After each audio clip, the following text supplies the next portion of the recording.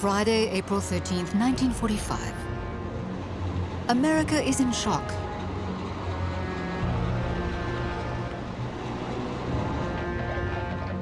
The Second World War is not yet over, and US President Franklin Roosevelt has just died.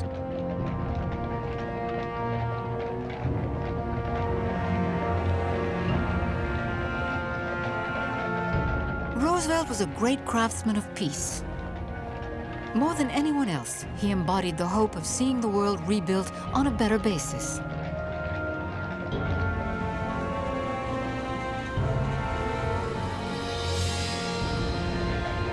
As the silent crowd watches the funeral procession go past, the whole planet is asking itself, without Roosevelt, will the Soviet bloc in the West manage to build bridges and build a lasting peace?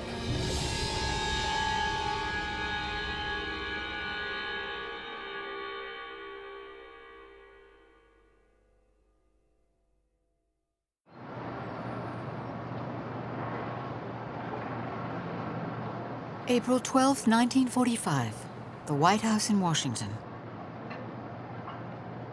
3 hours after Roosevelt's death, Harry Truman becomes the new president of the United States. He makes his first appearance in a world riven by chaos.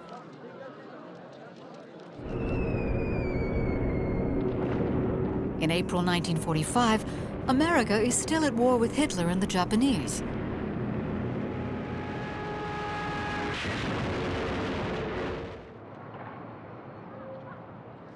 To add to the complications, Truman has been vice president for just 3 months, and he never seemed to be predestined to be the new president of the USA.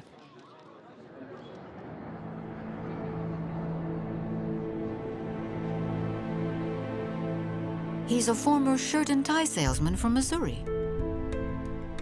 He went into politics late in life and was elected to the Senate for the first time 10 years ago. When Roosevelt selected him as his vice president, it wasn't for his abilities. He considered him clueless. He chose him purely for electoral reasons. It's very common in the US. Vice presidents are not necessarily selected for their intelligence. It's often because they can win votes from important areas.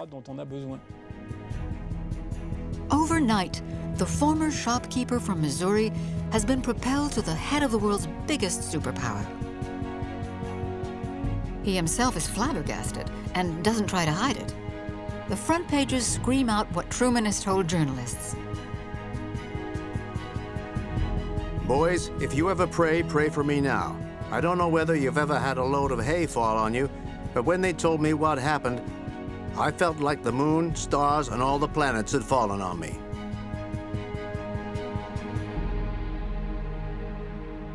Even today, President Truman's grandson remembers that his grandfather never tried to pretend that he was the man for the job.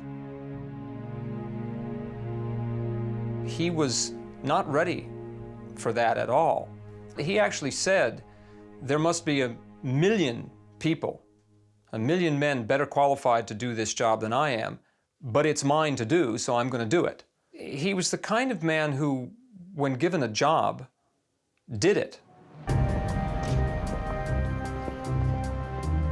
The task promises to be Herculean.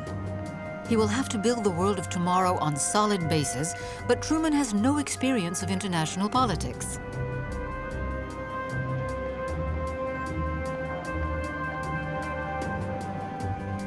In the 3 months he has been vice president, Roosevelt has only met him in private twice.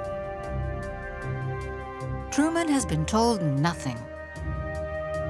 I fault my grandfather for not trying to bring him more into the picture. I wonder how much energy my grandfather had. I think he was well aware of his diminishing energy. And to bring Truman into the picture may have been more than he could face. 2 months before his death, Roosevelt had met with Stalin and Churchill at Yalta. It was there, in Crimea, that the big three had laid the foundations for future peace. But the deals concluded were complex and full of ambiguity, each of the allies having played his own hand. Truman was not privy to these discussions. He needs to familiarize himself with all the dossiers. He is pragmatic and hardworking, so he has countless briefings with his advisors. But will his relentless work be enough? Can this small-time tie salesman from Missouri hold his own against the formidable Stalin?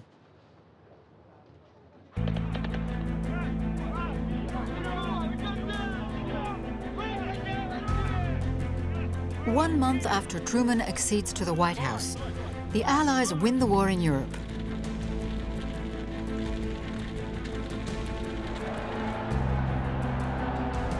All over the continent, people are jubilant.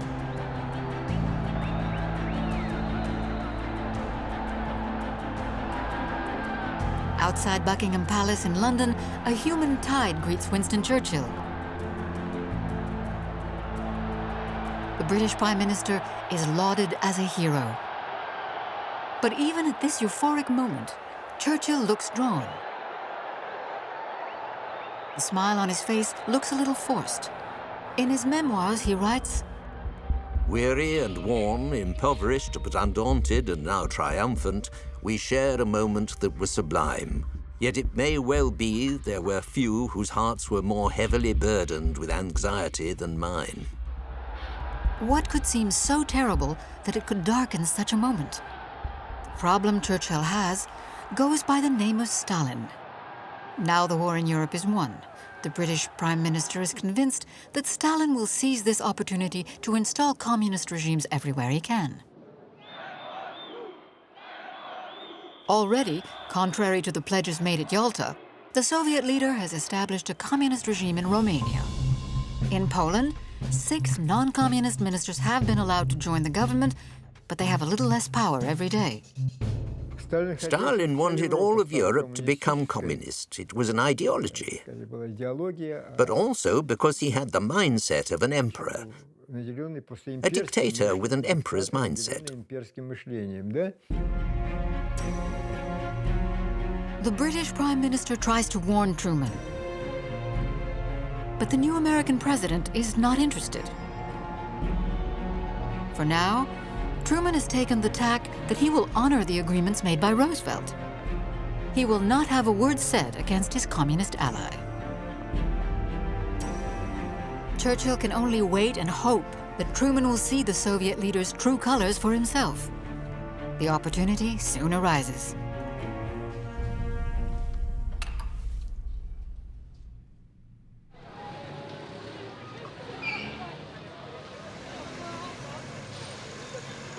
July 16, 1945, Berlin Airport.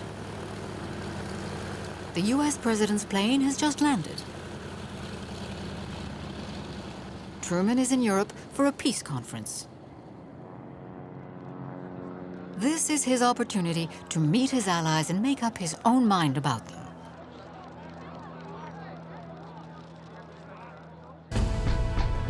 Talks are to take place at Potsdam, a few miles from Berlin.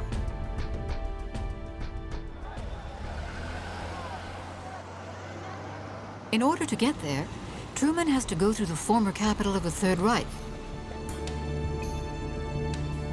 Berlin is nothing more than a land of ruins.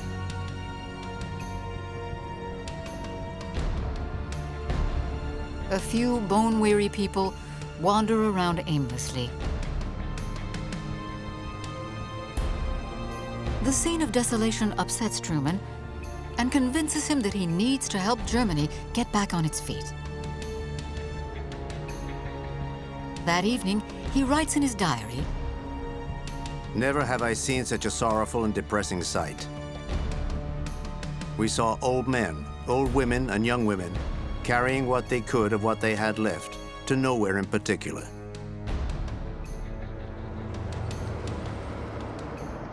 The conference begins on the next day, July 17th. Here at Sicilienhof Castle, Truman, Stalin, and Churchill meet for the first and only time.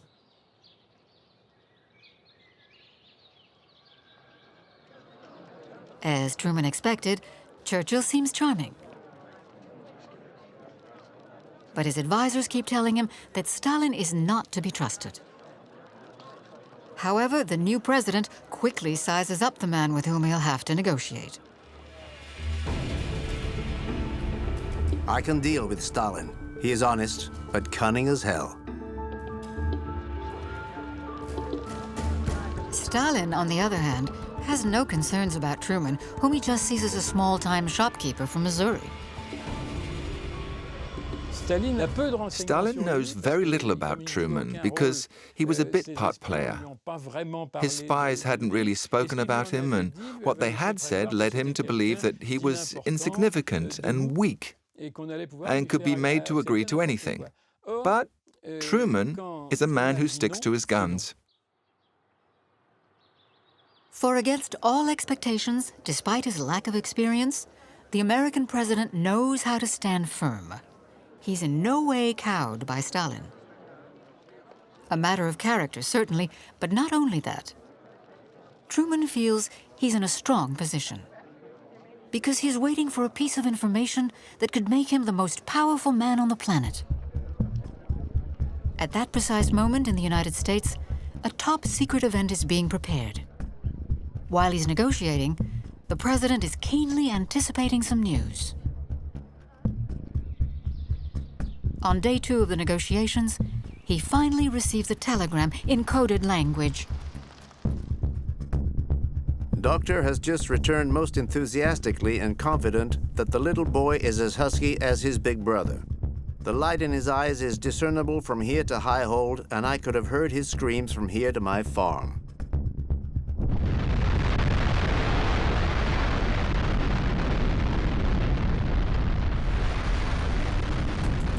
The little boy in question is the first atomic bomb.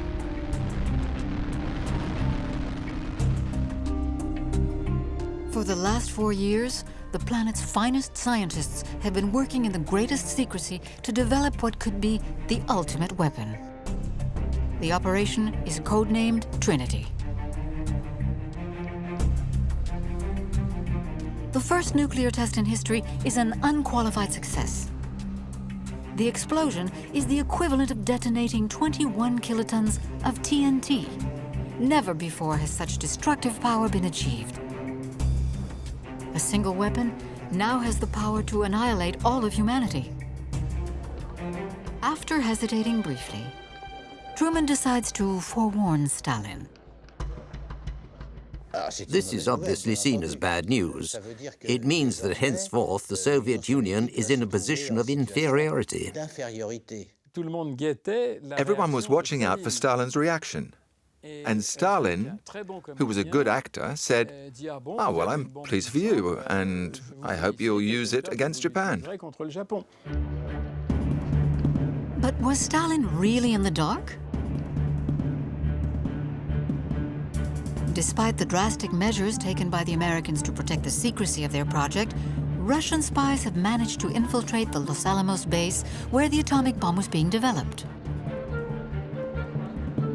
Among them is Klaus Fuchs, a German physicist who has fled the Nazis. But Fuchs, a fervent communist, is also a spy in the pay of the Soviet Union.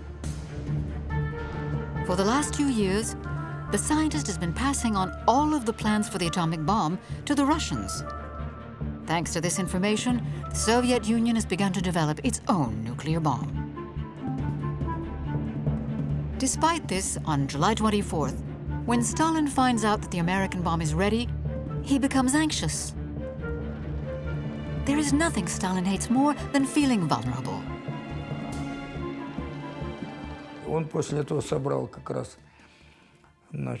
He called together his entire Potsdam entourage, and he asked them to tell the scientists and everyone else working on the atomic project that he wanted them all to speed up the creation of the Russian atomic bomb as much as possible.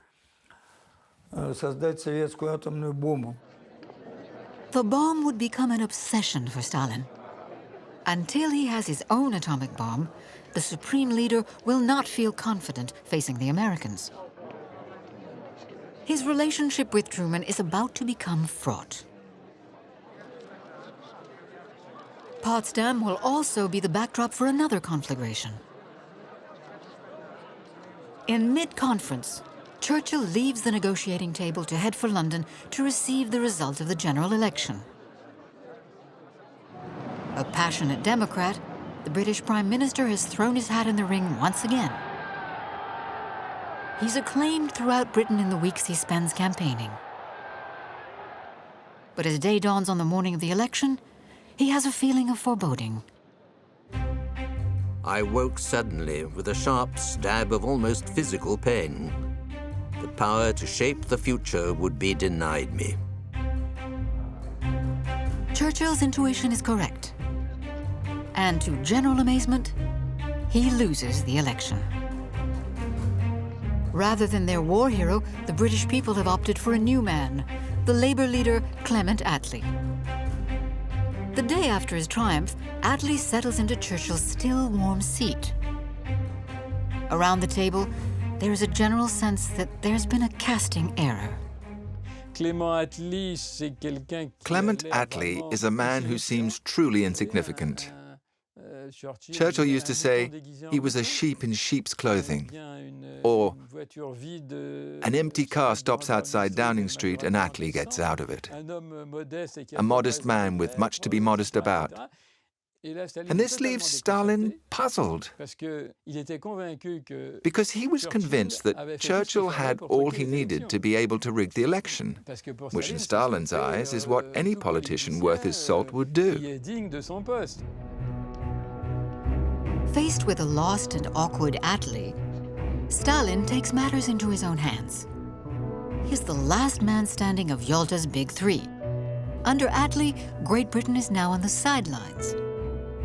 There are only two superpowers left in the world, the USA and the USSR. Truman and Stalin meet face to face.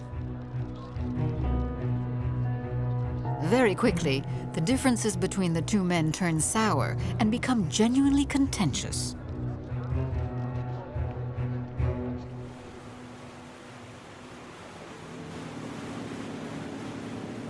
Five days after Potsdam, Truman makes a decision which will have significant consequences. The USA will use its atomic bomb against Japan. This ratchets up the tension with Stalin.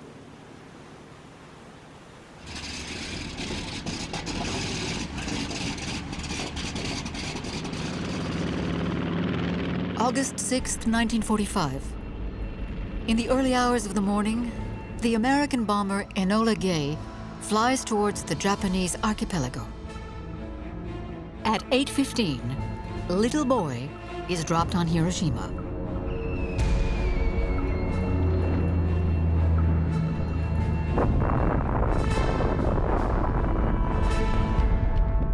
A huge mushroom cloud billows over the city. The temperature on the ground reaches 4,000 degrees. 70,000 people die instantly. The city is nothing more than a wasteland of ash and dust.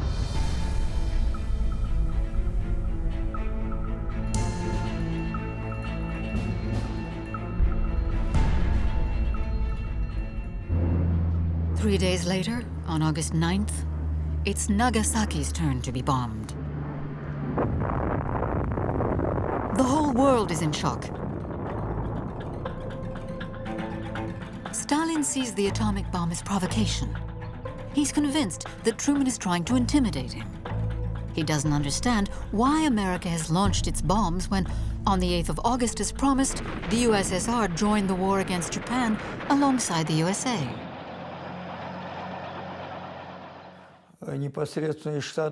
The way we saw it was that the U.S. was sending a clear message in using the atomic bomb against Japan.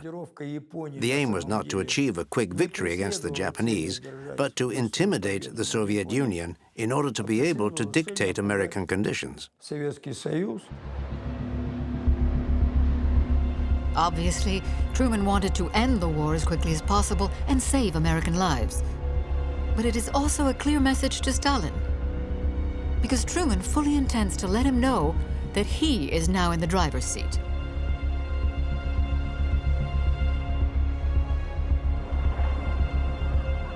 From then on, Stalin wants to know how much leeway he will get with Truman and decides to test him.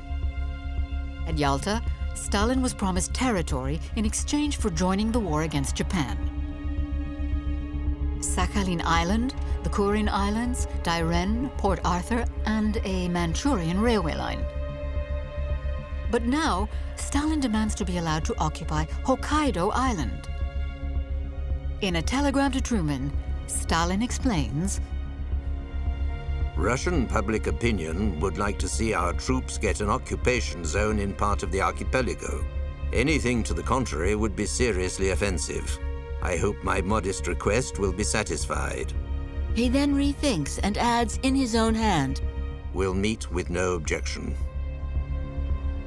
the American president is outraged. His response is unequivocal. No. Period. Grandpa expected people to be straightforward and honest. Those are the kind of people that's how he was. He expected people to be truthful with him and to be upfront. And when he discovered that they weren't, and he discovered that Stalin wasn't, he very quickly got his back up and began to deal with Stalin more roughly, more directly, and more confrontationally. Stalin has also decided to move things forward and press his advantage in Europe. Rigged elections, coups. Wherever he can, Stalin establishes communist regimes. Poland, Czechoslovakia, Hungary, and Bulgaria in turn all fall into Soviet hands. The rampant Stalinization of Europe worries Truman, but he's still unsure how to approach the situation.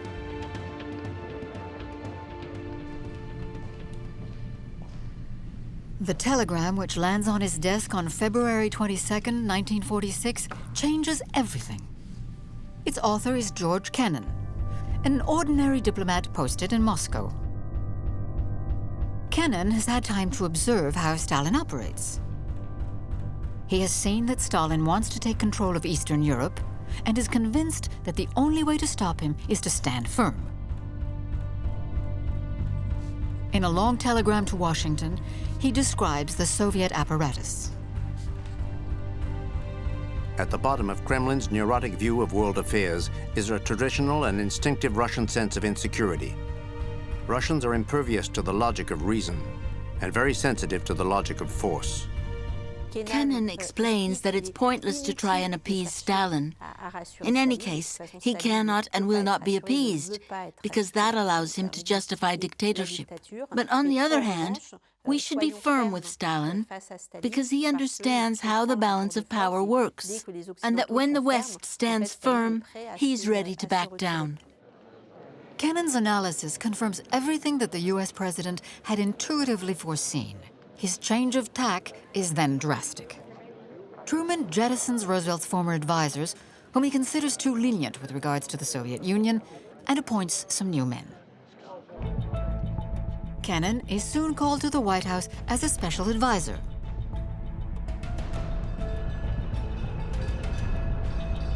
Truman is still left with a problem, that of explaining this turnaround to the American public. This will be a delicate operation, as in the eyes of America, Stalin is a great ally, the man who helped win the war against Hitler. The press has consistently hailed him as a hero. They've been exposed to 4 years of war propaganda, which has shown Stalin as a friend to all children and the great ally who will help America win the war. The propaganda was successful, and Stalin is very popular in the USA. The American president then has an idea. He will make use of the former British Prime Minister and let him deliver the bad news. Churchill still has considerable prestige, and no one will dare to doubt his word.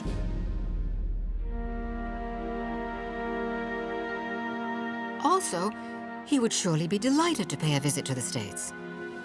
Since losing the election, he's been in a period of deep depression.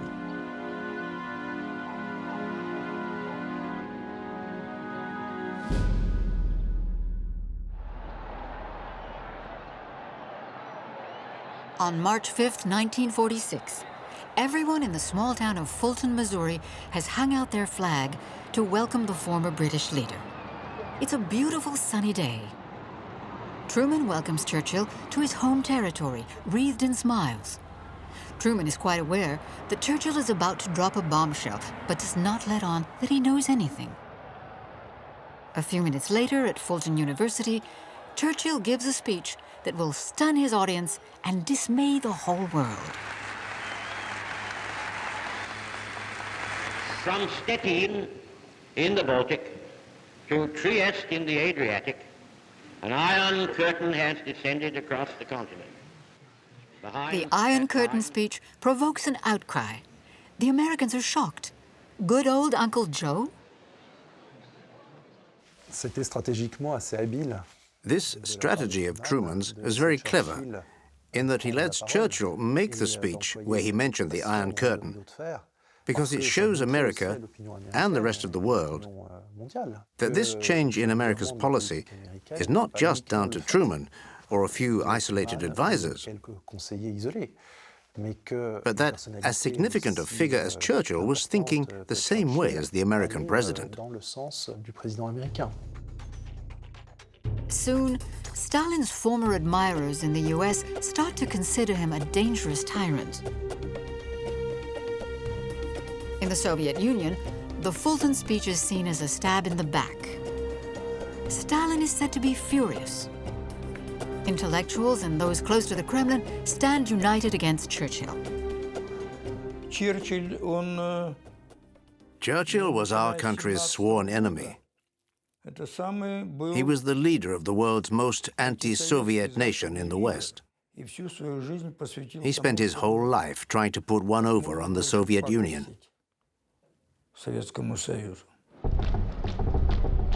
Henceforth, European countries will have to nail their colors to either the communist or the capitalist mast.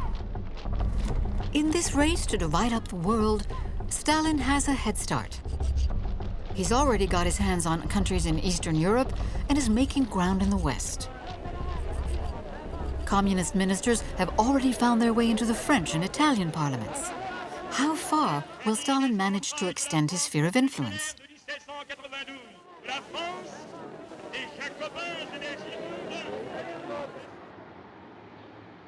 This question haunts Truman. He understands full well that in this arm wrestle with Stalin, one thing adds weight to his opponent: poverty.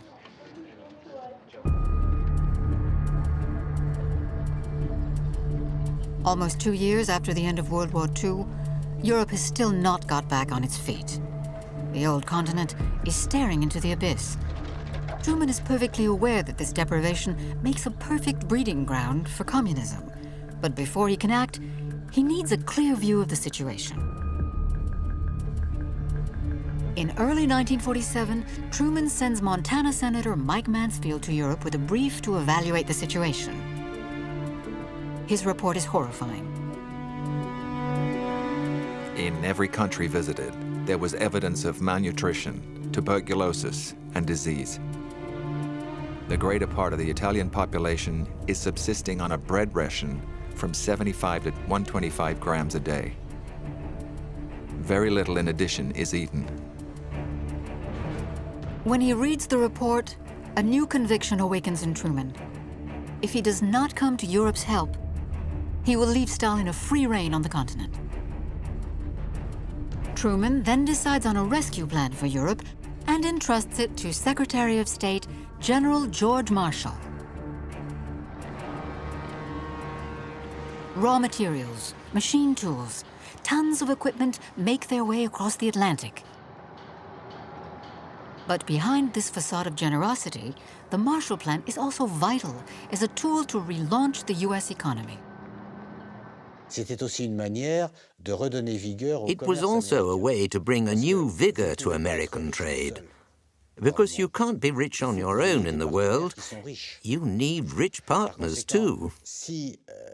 So by extension, if the USA, who had profited from the war, could not trade with other countries because those countries couldn't afford to buy anything, then America's wealth would go into decline. The Marshall Plan is also a political stratagem designed to destabilize Stalin, because American aid is on offer to all European countries, including those in the East. And of course, the Eastern nations, who are under the protection of the Soviet Union, are also in great need, like Poland and Czechoslovakia, who are both offered the Marshall Plan. But ultimately, the conflict of ideologies wins the day. The Marshall Plan was perceived as an American imperialistic ploy to subjugate Western Europe. This was completely unacceptable to Stalin. Those Eastern European countries tempted by the idea of American aid were soon brought into line. In total, 16 countries, all Western, take part in the Marshall Plan. France, the United Kingdom, and Italy are the greatest beneficiaries. By mid-1947, Churchill's Iron Curtain has become a reality.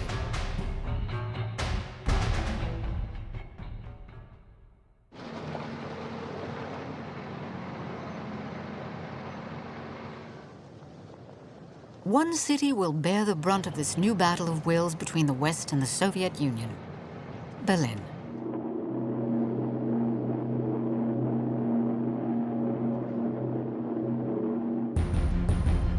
The German capital lies at the very heart of the Russian zone of occupation. But the city itself is occupied by 4 Allied powers: the USA, Great Britain, France, and the Soviet Union. Between them, they have the task of putting Germany back on its feet, but the Allies are unable to agree on a course of action. The Soviet priority is to get their war reparations. The USSR is broke. As predicted by the peace agreements, the Russians take their compensation in kind and dismantle Germany's industry. Entire factories are dismantled and taken to the Soviet Union to be reassembled. Meanwhile, the Americans rebuild.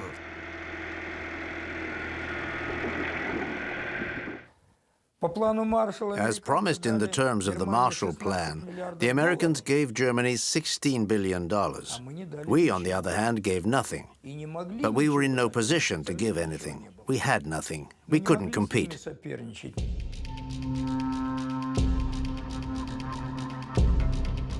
In the West, life gradually goes back to normal, while Berlin's eastern sector goes to rack and ruin. The Americans want to go further and introduce sweeping reforms to help revitalize the German economy. But Stalin objects. He wants to maintain the status quo. What Stalin wants is a comparable level of suffering on both sides of Berlin, and that the isolated inhabitants of West Berlin end up falling under the influence of East Germany. This capitalist enclave in the middle of a communist sea is unbearable. In order to get through this impasse, the Western powers see only one solution: to merge their occupation zones. This will, without a doubt, infuriate Stalin. But to what extent? Could Stalin start a war? Before proceeding, the West needs information. And there's only one way to get it: espionage. Unfortunately, in these early days of the Cold War, the American secret services are to all intents and purposes non-existent. Actually, it's worth noting that during World War II, in 1942, the Roosevelt administration created the OSS Information Service, but it was no longer active after the war ended in 1945. So, between 1945 and 47, the United States had no intelligence services as such. Therefore, in the summer of 1947, Truman decides to found a new intelligence agency which will soon be known the world over: the CIA. Former Admiral Henry Hillenkoetter is named as its head. He has the difficult task of recruiting and training spies in a very short space of time. The problem is that he will need to find Russian-speaking spies. And other than the Russians themselves, not many people speak Russian. For this former British Secret Service operative, this was a major hindrance. The problem was, how far could you trust someone who was Russian-born with big secrets? Because you could never guarantee that they weren't actually on the other side, working for the Russians. Hillenkoetter wastes no time. Pragmatically, he realizes that it is among recent enemies that he will find his spies. Reinhard Gehlen, a former Nazi and the Wehrmacht's head of intelligence in the East, is recycled by the CIA. Gehlen knows the communist world extremely well. He becomes the brains behind American espionage in Germany. He helps recruit hundreds of former Nazis to the CIA. The Americans have no qualms about this. The only thing that matters to Truman is blocking Stalin's way. The logistics have changed. In the Cold War, the enemy wasn't Germany, but the Soviet Union. So ultimately, why not make use of people who are fervently anti-communist? And obviously, those former Nazis hated communists with a passion. So why not? At this point, we're in the middle of genuine realpolitik.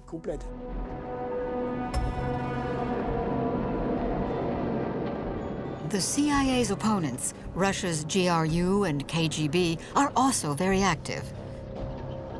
But they have a considerable head start, as their intelligence services have existed since the First World War.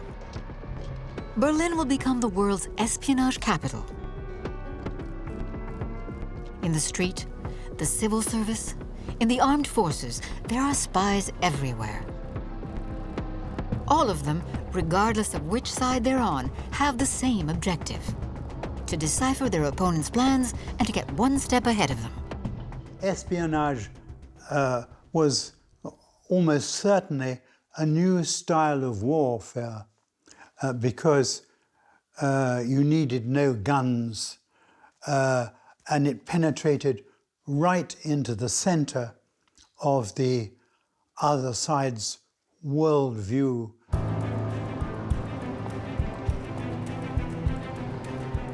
As Truman has requested, Gehlen and his men try to discover what Stalin's reaction would be if the West merged its various zones in Berlin. In the late spring of 1948, the German spies think they may finally have the answer.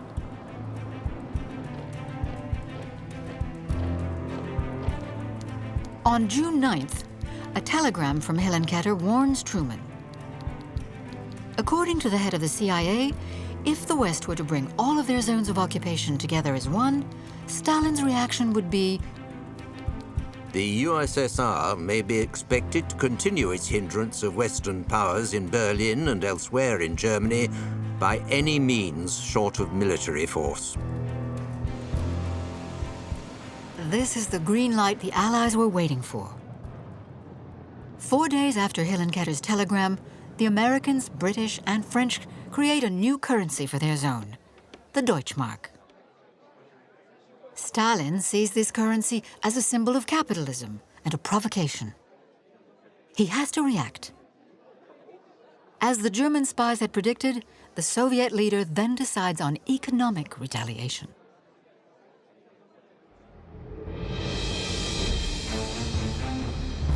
On June 24, 1948, he cuts off all supply routes to West Berlin. The roads which link West Germany to West Berlin are blocked. 2.5 million inhabitants of Berlin are trapped.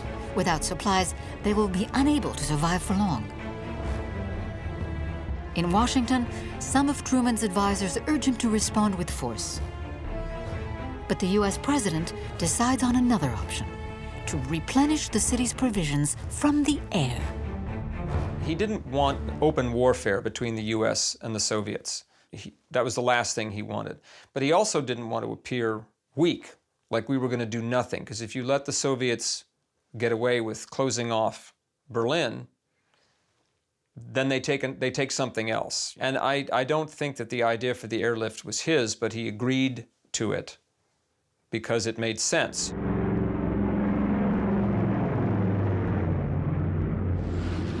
4 days after the blockade starts, huge British and American cargo planes fly over Berlin. Within their bellies, tons of food and goods and the famous care packages. Assembled by the American NGO CARE, these parcels contain everything the Berliners need to survive: bacon, margarine, powdered eggs, chocolate. The taste of America. What Stalin hadn't accounted for at all was that the Americans, the English, and the French together had the wherewithal to keep West Berlin supplied for 11 months to the tune of 6,000 tons a day.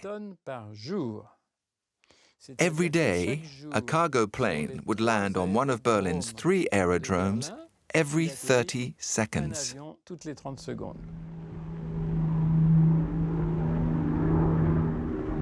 For a year, Berlin's citizens lived their lives to the rhythm of the aircraft flying back and forth over their heads. But despite American aid, daily life remains difficult. In order to survive, everyone does whatever they can. Sowers start appearing in the heart of the city. Soon, vegetables start growing through the tarmac. They also show themselves resourceful where heating is concerned. The Americans are not sending enough coal, so Berliners find wood wherever it is available. Trees are uprooted. Not one bench in the city has any slats left. At the markets, people trade with anything they have: coats, bags, shoes. Berliners want for everything, but they survive.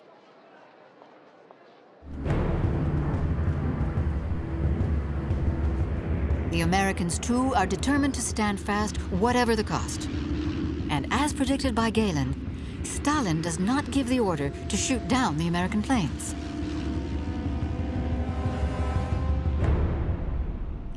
He was unprepared to go to war because the Americans had the atomic bomb. The Soviet Union would not have been able to endure another war when 20 million Russians died during World War II.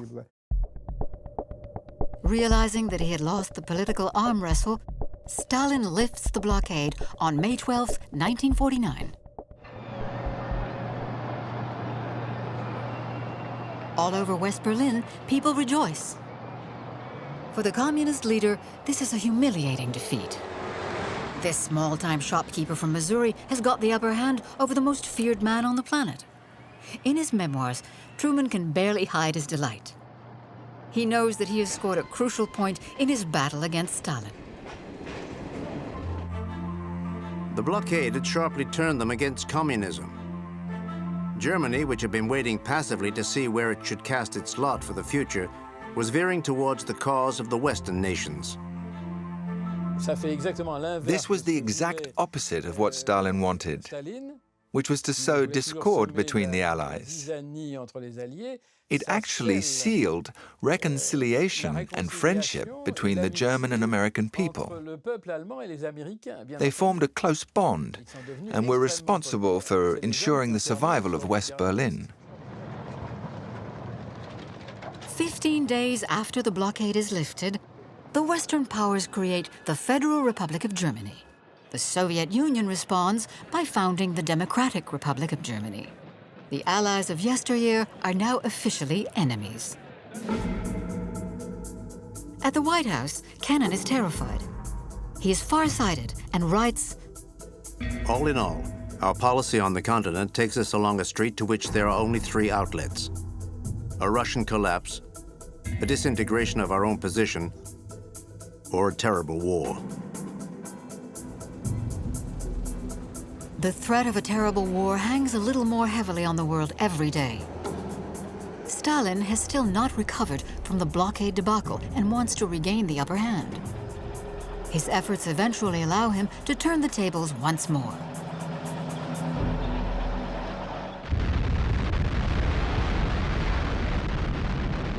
To the horror of the Western powers, on August 29, 1949, the Russians detonate an atomic bomb in Kazakhstan. The information provided by Fuchs and his comrades who infiltrated Los Alamos has finally borne fruit. The Soviet intelligence services helped us to accelerate the creation of a Soviet atomic bomb, and they allowed us to save a lot of resources. Our scientists believe that the information provided by our intelligence services enabled us to reduce the development time for the bomb from 10 to 5 years. This comes as a great shock to Truman. He could never have imagined that the Soviets, crippled by war, could develop a nuclear weapon so quickly. Stalin feels empowered again. The Soviet Union is once more the equal of the United States. The world teeters on the brink of terror. Raymond Aron summed up this Cold War perfectly when he said, "War is impossible. Impossible because it would be nuclear. Peace is improbable. War is impossible. Peace is improbable." Conflicts are not long in breaking out, but they will remain localized and be fought by proxy.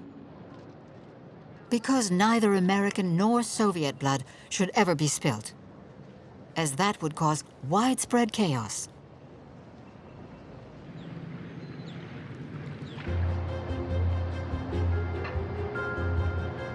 The first of these post-World War II conflicts to erupt is in a small country that few Russians or Americans would be able to identify on a map of the world: Korea.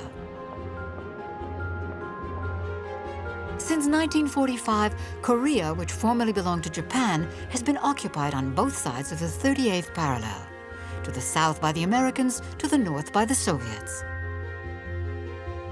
Since then, North Korea's communist leader Kim Il-sung has sought to reunite his country. He has on several occasions asked Stalin for help, but the Soviet leader has always refused. However, on January 12th, the Supreme Leader changes his mind. And it is all because of a tiny little sentence uttered by Dean Acheson, the American Secretary of State. That day, in his speech on America's military ambitions, Acheson writes, "This defensive perimeter runs along the Aleutians, then to Japan, then to the Ryukyus and the Philippines." He forgot about Korea. The worst mistake he could have made. There was Taiwan, Japan, the Philippines, everything you like, except Korea. It wasn't clever. Which is surprising for someone as experienced as Acheson. But he made a big blunder. Stalin took this as an encouraging sign that the Americans had softened again. Stalin then gives Kim Il-sung a green light to spring into action. At 4 a.m. on June 25, 1950, North Korean forces crossed the 38th parallel. The news is immediately broken to Truman, who is spending the weekend in his home in Missouri. The American president does not hesitate for a moment. Force must be met with force. His memoirs recall, If this was to go unchallenged, it would mean a third world war, just as similar incidents had brought about the Second World War.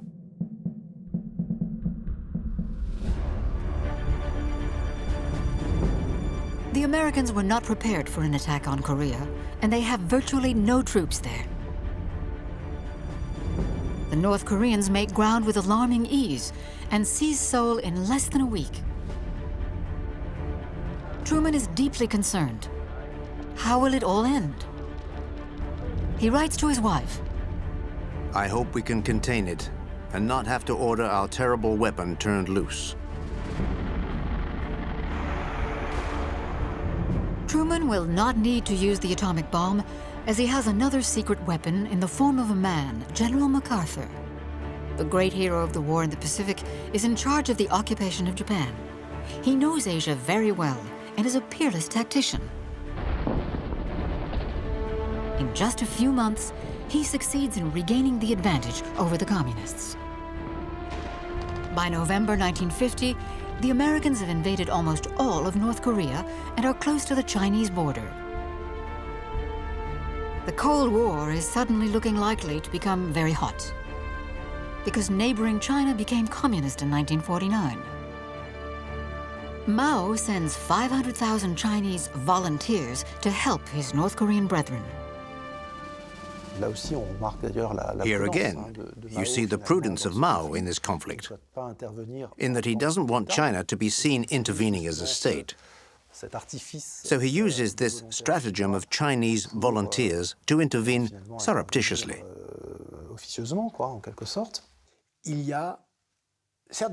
There is certainly an empirical rather than theoretical mastery of the Cold War. Everyone makes their move, but does so in a controlled way to ensure that the Cold War doesn't become a general, global, and nuclear war. For Truman, these months of intense tension are psychologically exhausting. In his journal, he writes, "It is hell to be the president of the most powerful nation on earth. I would rather be the leader of my village." The American president only ever refers to the White House as the White Prison.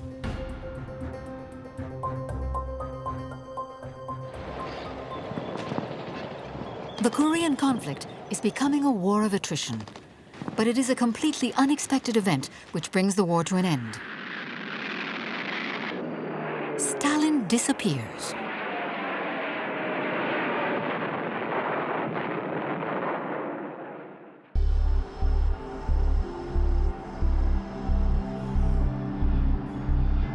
March 1st, 1953. Kuntsevo Dacha, near Moscow. This is where Stalin now lives as a recluse. The man who struck fear in the hearts of the world has locked himself away in a cage of delusional paranoia. He fears he's going to be assassinated.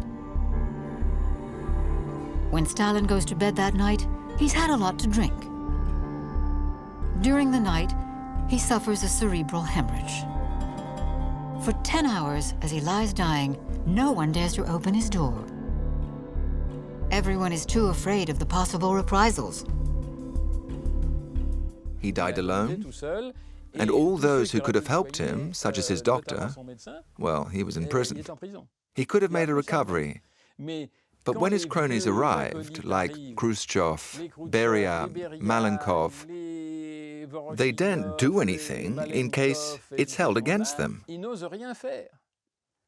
So doctors were called, but those doctors were scared.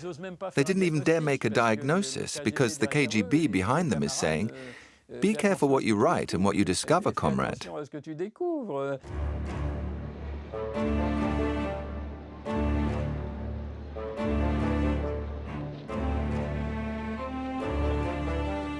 After 4 days of death throes and no adequate treatment, Joseph Stalin dies on March 5th, 1953. As soon as the news is out, 5 million people flood towards Moscow.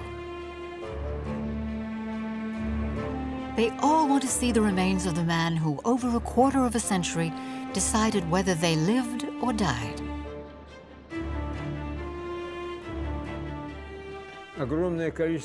Many people who hated Stalin said, "Thank God he's snuffed it at last."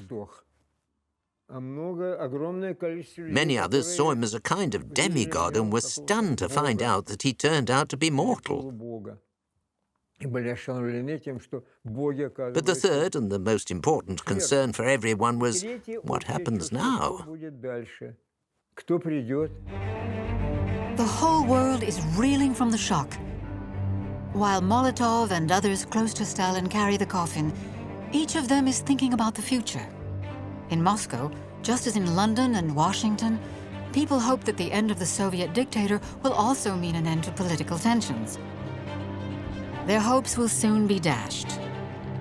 8 years of continual latent conflict between the USA and the Soviet Union have shaped the world in such a way that there is no easy way to turn back. Stalin and Truman's Cold War will dominate the world and chill the hearts of humanity for nearly 40 years.